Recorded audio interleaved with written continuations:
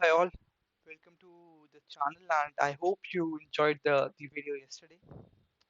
And we are back with another chess in games study, or I should say a chess in game educational video, wherein we'll be talking about another one of the crucial chess in game concept, and it's called Bar's rule. I hope I am pronouncing the name correct.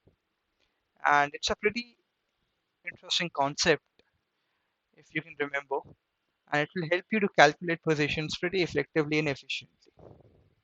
So, what is the Bar's rule? Okay, so it is only first of all, there are three conditions that we need to make sure that we can apply this rule. So, the first rule is that it's only applicable on the rook pawns. Also, the enemy pawn should not have crossed the middle of the board. In this case, if the black pawn were on h4 and let's say the white pawn were on h3, then we cannot apply Bar's rule. That's the first condition. The second condition is that our opponent should either be in opposition to our pawn or he should be in opposition to our king. A direct opposition would suffice here. The third rule is that our king should be next to our pawn. If these three conditions are met, then we can apply the Bar's rule. In this position, yes, all these three conditions are met. And we can clearly, and it, by the way, it's right to move. You can pause the video and try out the position. But if you already know what the rule that I'm talking about, Bar's rule, then you can apply it and you can clearly see that white is winning here. In this position, let me just turn on the chess engine and it says to play king d4. We can forget about the pawn on b3. Let's say the king plays king to b4. We just try to win the pawn on the h file. Now, even if he captures on a pawn on f3, we are still capturing. We are still going for the h5 pawn, and there is no way that the enemy king can prevent us from queening our pawn. And now it's dead for black. White is just winning. But how did we determine this position is winning for white or not? Simple. We apply the Bar's rule. But what exactly is the Bar's rule? Okay. Uh, so without further ado, let me actually introduce you to Bar's rule. We can clearly see that our opponent's pawn is on h5. Now, what we do is we try to create uh, an arrow towards the nearest bishop file, in this case, the f file. In this case, the nearest square to the bishop file is the f7 square. And we also try to create an arrow from our other pawn to the same square. In this case, we can clearly see that both these arrows are meeting on the same point. If this happens, then it means that the side which has an extra pawn can win this side, can win this position without focusing on the b3 pawn. Or even if, let's say, in this position, the pawn was on h6 and the black pawn was on h6 and the white pawn was on h5, even then we apply the same logic. In fact, I'll show you in the next position if I can.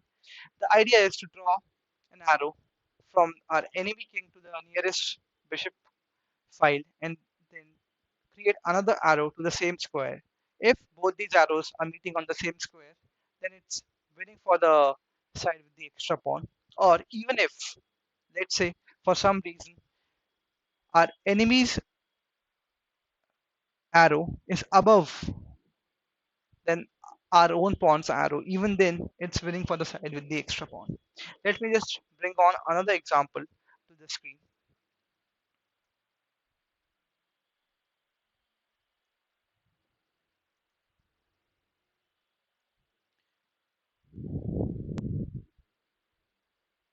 Got it. In this position, it's a draw. Let me just turn off the engine. Yeah, without even thinking, I can say that this is a draw. And how did we figure out? We simply applied the Bar's rule. We first of all see that Bar's rule is only applicable on the rook pawns. We can see that our enemy's pawn has not crossed the fourth rank of his. That's the first condition. The second condition is that our opponent is in direct contact with the pawn, and the third condition is that our king is adjacent to our pawn. If all these three conditions are met, then we can say that we can apply the bars rule. Now let's try to do that. Let's create an arrow from our opponent's rook pawn to the nearest bishop file. In this case, it's again f7.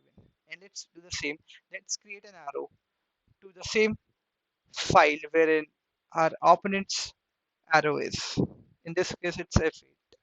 In this case, unfortunately for white, the arrow is above the arrow of his opponent's pawn. In this case, it's a dead draw. Let's see if the engine agrees with us or not. It's saying king b3, but let's say if I try to play king d4, he just capture a pawn on b4. And if we try to just run away with that king, I think it says king b5 here, but I believe king c5 should also be winning here. Yeah, looks like that, and does not matter what white does. It's going to be a draw here, and it's a drawish position.